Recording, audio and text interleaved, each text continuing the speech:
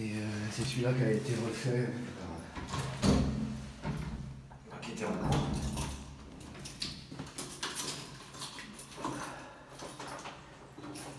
Un cours de réno.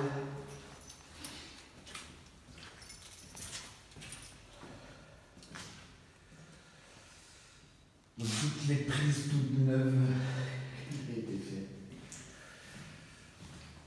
Ouais, c'est monté. C'est trempé en fait, jusqu'à là quoi.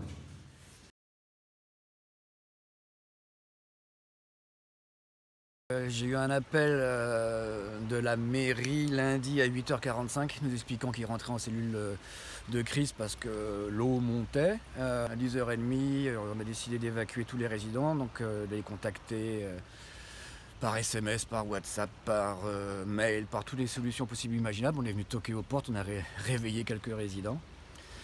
À 14h, à 15h, on a eu les premiers parpaings, et avec l'aide de Noria et compagnie, l'organisme de formation qu'on héberge ici, on a réussi à mettre sur parpaing quasiment tous les mobiliers.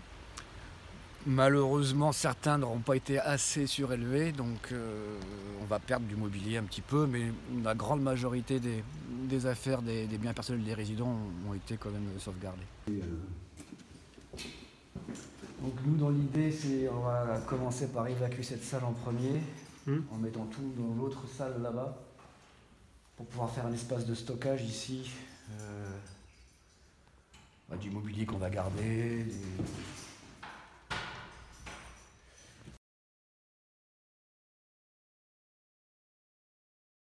À ce jour, sur nos 73 logements, on en a 24 qui étaient sous l'eau.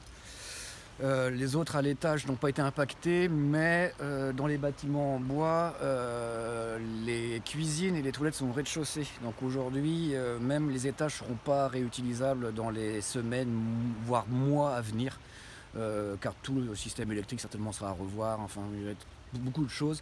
On est incapable de chiffrer là aujourd'hui les dégâts, mais il y en a quand même beaucoup. Voilà. Et où sont les résidents? On a réussi à reloger en interne une partie d'entre eux. Il y en avait 66 quand on a évacué. Certains sont rentrés chez eux, d'autres sont chez des amis, d'autres ont décidé de partir, et donc on en facilite leur départ sur Vannes, sur Rennes.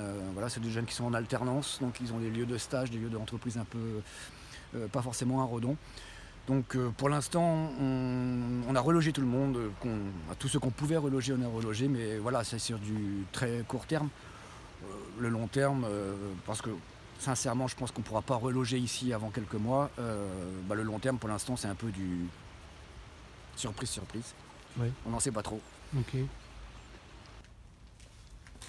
Le problème ici, c'est que il y a une chambre à l'étage. Mais l'espace commun, collectif et cuisine, c'est au rez-de-chaussée quoi. Et si on a réussi à mettre en hauteur, les prises électriques sont sous l'eau. Donc je ne sais pas comment on va pouvoir remettre ça en usage, parce que là...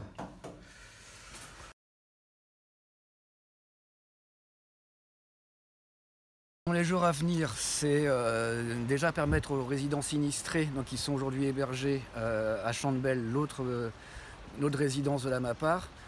La MAPAR, c'est une association résidence habitat jeunes, donc on a en tout 155 logements sur Redon et 10 sur Bain-sur-Oust.